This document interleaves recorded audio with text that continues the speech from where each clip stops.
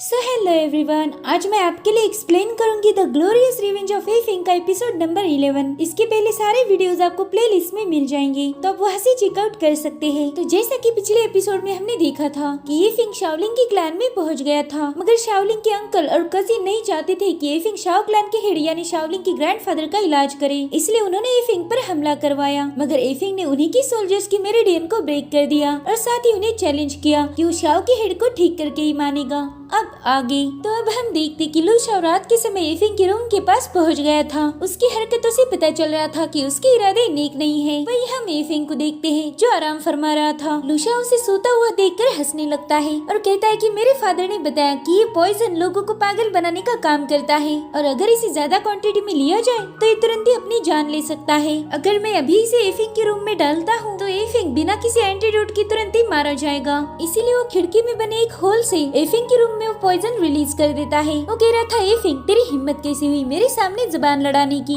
आज तक जिसने भी मेरे साथ पंगा लिया है मैंने उसका गेम ओवर कर दिया और तूने भी वही गलती कर दी। अब तुझे मैं जहन्नुम भेज के ही दम लूंगा। लेकिन तब तक एफिंग की नींद खुल गई थी। अब थोड़ी देर में लू शाओ उसका कमरा खोल देता है। उसे लग रहा था कि एफिंग अब तक मर चुका होगा। वो देखता है कि एफिंग वहीं पर पड़ा हुआ है तो तुरंत ही अपना चाकू निकाल लेता है। अब वो एफिंग को स्टैब करने ही वाला था, लेकिन तभी एफिंग अपनी 2 उंगलियों से ही उसका चाकू पकड़ लेता है। ये देखकर लू शाओ को तो शौक ही लग गया था। वो कहता है, तूने मेरे साथ ट्रिक खेली। जिस पर एफिंग कहता है, मैंने बस तेरे साथ ट्रिक ही नहीं खेली बल्कि अब तो मैं तुझे मार दूंगा। इतना कहकर एफिंग उसका चाकू दूर फेंक देता है और फिर वो लू शाओ का मुंह खोलकर उसे जबरदस्ती कोई दवा खिला देता है और कहता है कि अब इसके मजे लो। इसमें पॉइजन तो है ही, उसमें कोई डाउट ही नहीं है, लेकिन मैंने मेरी तरफ से भी कुछ उसमें मिला दिया है। अब तुम्हें इस मेडिसिन से काफी मजा आएगा। जिसके बाद एफिंग उसे साइड में फेंक देता है और उसकी पॉइजन वेसल को चेक करता है। उस पॉइजन वेसल में ब्लड स्पिरिट फ्लावर था। एफिंग सोचता है कि ब्लड स्पिरिट फ्लावर तो बहुत रेयर आइटम है और अगर शाओ शियान के पास ये है इसका मतलब उसके एम्बिशंस काफी बड़े हैं। वो सिर्फ क्लैन के हेड को नहीं मारना चाहता बल्कि कुछ और भी हासिल करना चाहता है। और तभी उससे मिलने के लिए शाओलिंग पहुंच जाती है। एफिंग उससे पूछता है कि इतनी रात गई तुम यहाँ क्या कर रही हो? जिस पर शाओलिंग थोड़ा कंफ्यूज होकर कहती कि अरे क्या है ना, मुझे नींद ही नहीं आ रही थी इसलिए मैं ऐसे ही घूम रही थी तो मैंने सोचा तुमसे मिल लूं। लेकिन वो ज्यादा देर तक झूठ नहीं बोल सकती थी, इसलिए वो एफिंग को बताती है कि मैंने किसी को यहाँ पर आते हुए देखा था, इसलिए मैं उसका पीछा करते हुए यहाँ चली आई। मुझे लगा कि वो तुम्हें मारना चाहता है, तो मुझे बताओ तुम ठीक तो हो ना? तो एफिंग उसे रूम के अंदर बुला लेता है। वो कहता है कि तुमने जिस आदमी को देखा था ये वही है। अब शाओलिंग लू शाओ को वहाँ देखकर काफी हैरान थी। वो जोर से चिल्लाने ही वाली थी, मगर तभी एफिंग उसका मुंह बंद कर देता है। वो कहता है कि कल मैं इन सबका चिट्ठा खोल दूंगा, तुम बस देखती रहो कि मैं तुम्हारे अंकल के साथ क्या करता हूँ। अब अगले दिन शाओ शियान क्लैन के सभी मेन लोगों को बुला लेता है। वो कहता है कि मैंने आप सभी को यहाँ पर इसलिए बुलाया क्योंकि मुझे एक इम्पोर्टेंट मसले पर तुमसे सलाह मशवरा करना है। जैसा कि आप सभी लोग जानते हो कि हमारे हेड बहुत दिनों से बीमार है और उनके इलाज के लिए शाओलिंग गॉड ऑफ एलिक्सर यानी एफिंग को लेकर आई है। लेकिन मैं आप लोगों से आपकी राय पूछना चाहता हूँ, क्या आपको लगता है कि एफिंग उनको ठीक कर पाएगा? जिस पर शाओलिंग उठकर तुरंत ही जवाब देती है कि हाँ मुझे पता है एफिंग उन्हें ठीक कर सकता है। मैंने खुद उसकी मेडिसिनल स्किल को विटनेस किया है और बहुत ज्यादा स्मार्ट है, उसे अल्केमी में महारत हासिल है। तो प्लीज अंकल मैं आपसे रिक्वेस्ट करती हूँ एफिंग को हमारे दादाजी का इलाज करने दीजिए। वहाँ पर शाओ फैमिली के 3rd मेंबर शाओ की भी थे। वो कहते कि ये बच्ची सही कह रही है, हमने एटलीस्ट एफिंग की दवा को ट्राई तो करना ही चाहिए। एफिंग की मेडिसिन काम करेगी या नहीं करेगी ये तो बात का मसला है, लेकिन हमने कोशिश तो जरूर करनी चाहिए। लेकिन शाओ शियान उस पर बहुत गुस्सा हो जाता है। वो कहता है कि शाओ हमारे हेड है और हम उनकी लाइफ को ऐसे किसी के हाथों में नहीं दे सकते। शाओ की तुम्हें नहीं लगता कि तुमने उनकी बेइज्जती की है? मुझे तो ऐसा फील हो रहा है कि तुम चाहते हो कि हमारी हेड की मौत हो जाए। जिस पर शाओ फैमिली का 4th मेंबर कहता है कि इसका मतलब आप नहीं चाहते हो कि एफिंग उनका इलाज करे, मगर मैं आपसे सहमत नहीं हूँ। मेरे ख्याल से हमने एफिंग को एक मौका देना चाहिए। अब ये डिस्कशन चल ही रहा था कि तभी वहाँ पर एक बंदा भागते हुए आ जाता है। वो कहता है कि मेरे पास एक बहुत बुरी खबर है। अब वो एफिंग का नाम ले रहा था। तभी शाओ शियान पूछता है कि क्या हुआ उसे, किसने मारा है एफिंग को? ये इतना श्योर इसलिए था क्योंकि इसने और इसके बेटे ने ही प्लान किया था कि एफिंग को मारा जाए। और तभी शाओलिंग अपने अंकल शाओ शियान से पूछती कि आपको कैसे पता कि एफिंग मर चुका है? इस बंदे ने तो अभी तक कुछ भी बोला ही नहीं, सिर्फ उसका नाम लिया था। और तभी वो बंदा रोते हुए कहता है कि एफिंग नहीं मरा, वो तो अभी तक जिंदा है। मैं तो हमारे मास्टर लू शाओ की मौत की खबर देने आया था, एफिंग ने उन्हें मार दिया है। ये खबर सुनकर तो शाओ शियान के पैरों के नीचे की जमीन ही खिसक जाती है। उस बंदे से गुस्से में कहता है कि क्या बकवास कर रहे हो तुम, ऐसा कभी नहीं हो सकता। जिसके बाद ये लोग पैलेस से बाहर आ जाते हैं। शाओ शियान अपनी बेटी की बॉडी देखकर तुरंत ही उसके पास आ जाता है। वो रोते हुए कह रहा था कि मेरे बच्चे तुम्हारे साथ ये कैसे हो गया? और अब वो एफिंग पर बहुत भड़क जाता जाता है और जोर जोर से आवाज देने लगता है कि ये फिंग मेरे सामने आ जा, आज मैं तेरा खून पी जाऊंगा। जिस पर ये फिंग कहता है अरे सेकंड एल्डर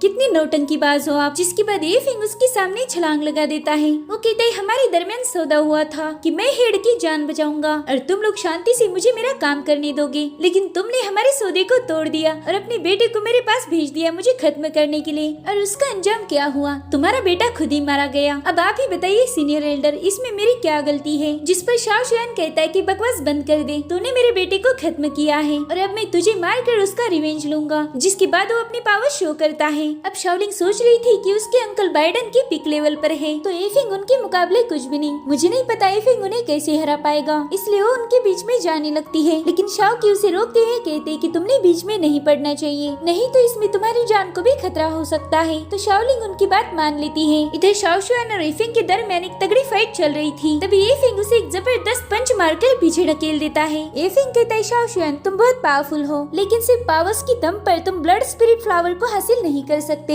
ये इम्पॉसिबल है। तो मुझे बताओ कि तुम्हारे पास ब्लड स्पिरिट फ्लावर कैसे आया। मुझे बताओ तुम्हें कौन सपोर्ट कर रहा है। दरअसल एफिंग को शक था कि शाओ शुआन 9 हेवंस डार्क पैलेस से मिला हुआ है। जिस पर शाओ शुआन कहता है कि मुझ पर इल्जाम लगाना बंद कर दे, मुझे कोई सपोर्ट नहीं करता। जिसके बाद वो हेवन सर्वाइविंग पाम का यूज करते हुए एफिंग पर अटैक करने आगे बढ़ता है, लेकिन एफिंग साइड में हटकर उसका हाथ पकड़ लेता है और कहता है कि इतनी देर तक मैं तुमसे नरमी से पेश आ रहा था, लेकिन अब मुझे भी मेरी पावर्स दिखानी होगी। जिसके बाद वो लाइट ऑफ ब्लड लाइन का यूज करते हुए उसे एक जबरदस्त पंच मार देता है। वो पंच इतना पावरफुल था कि शाओ शुआन बहुत दूर जाकर एक दीवार पर पटक जाता है। उसकी हालत अब बहुत खराब हो चुकी थी। तभी उसका छोटा भाई शाओकी जाकर उसे संभालने लगता है, लेकिन शाओ शुआन ने अभी तक हार नहीं मानी थी। वो एफिंग से कहता है कि तुम बस बाइडन के 8वीं लेवल पर हो, तो तुम मेरे हेवन सर्वाइविंग पाम को कैसे डिफ्लेक्ट कर पाए, ये तुम्हारी कल्टीवेशन की लेवल पर नामुमकिन है। तो मुझे बताओ तुमने ये कैसे किया। जिस पर एफिंग कहता है कि कुछ भी नामुमकिन नहीं होता। एफिंग कह रहा था कि सेकंड एल्डर मेरी राय मानिए और जरा अपने क्लैन से बाहर जाकर दुनिया देखिए, आपको पता चलेगा कि कुछ भी इम्पॉसिबल नहीं होता।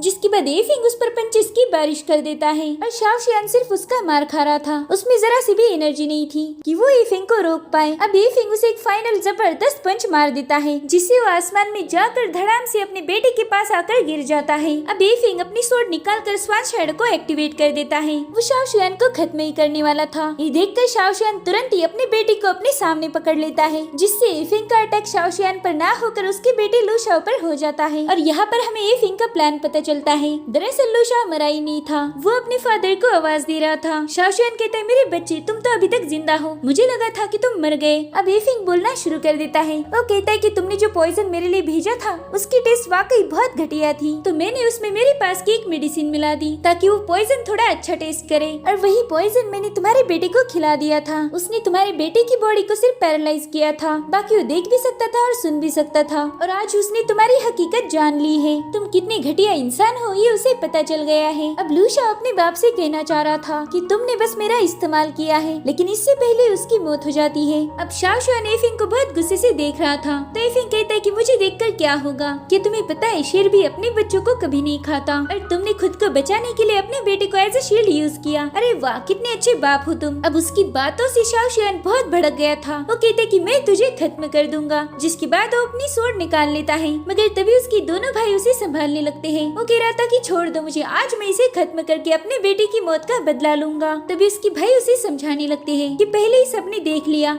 कि एफिंग ने आपकी पिटाई की है, और साथ ही आपने आपके बेटे के साथ क्या किया वो भी सबने देख लिया है। तो अब इस झगड़े को यहीं पर खत्म करके हमने लू शाओ की फ्यूनरल पर ध्यान देना चाहिए। तो फाइनली शाओ शुआन अपने भाइयों की बात मान लेता है, लेकिन वो एफिंग से कहता है कि ये अभी खत्म नहीं हुआ, मैं तुम्हें मार कर अपने बेटे लू शाओ को इंसाफ दिलाऊंगा। जिस पर एफिंग कूल अंदाज में कहता है कि पहले तो मुझे हरा के दिखाओ, उसके बाद देखा जाएगा कि कौन किसे मारता है। अब शाओ शुआन अपने बेटे की डेड बॉडी उठाकर वहाँ से चला जाता है। इधर शाओलिंग एफिंग से पूछ रही थी कि तुम ठीक तो हो ना, तो कहते हैं हाँ मैं ठीक हूँ, लेकिन मैं तुम्हारी सेफ्टी के लिए थोड़ा सा परेशान हूँ। क्या तुम मेरी एक बात मानोगी? आज की रात तुम अपने ग्रैंडफादर के रूम में ही रुक जाना, और चाहे कुछ भी हो जाए रूम से बाहर मत आना। जिस पर शाओलिंग कहती कि ऐसा क्या होने वाला है, तो एफिंग कहते थोड़ा सब्र करो, तुम्हें पता चल जाएगा। अब रात के समय शाओ शुआन ट्रेजर चेम्बर में पहुँच गया था और पूरा कमरा खजाने से भरा हुआ था। तो शाओ शुआन वहाँ से एक पावरफुल ट्रेजर का बॉक्स उठा लेता है। उस बॉक्स के अंदर होली मिरर था, जो एक बहुत ही पावरफुल और रेयर ट्रेजर है। शाओ शुआन कहता है कि ये फिंग मैं इसे ही यूज करके तुझे खत्म कर दूंगा, लेकिन तभी वहाँ पर उसका छोटा भाई शाओकी आ जाता है। उसके साथ 2 वॉरियर्स भी थे। शाओ शुआन कहता है कि हट जाओ मेरे रास्ते से, नहीं तो मैं तुम सबको खत्म कर दूंगा। तभी शाओ की उससे रिक्वेस्ट करता है कि ये हमारी फैमिली का सीक्रेट ट्रेजर है। ये ट्रेजर इतना स्ट्रॉन्ग है कि इसे हमारे हेड भी कंट्रोल नहीं कर सकते। अगर आपने इसे यूज किया तो आपका ही नुकसान होगा,